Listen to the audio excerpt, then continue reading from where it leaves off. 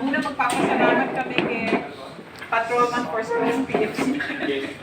Coratilia for taking care of us, tsaka si Liza. Nagpapasalamat din kami kay Sir Happy Manyala and Sir Bob. In-endorse na kayo namin na kami sa inyo. So, kukunin lang namin yung a few moments of your time na sana maantik namin yung isipan nyo, tsaka puso, na makita nyo yung gandang nakita namin. Okay, so,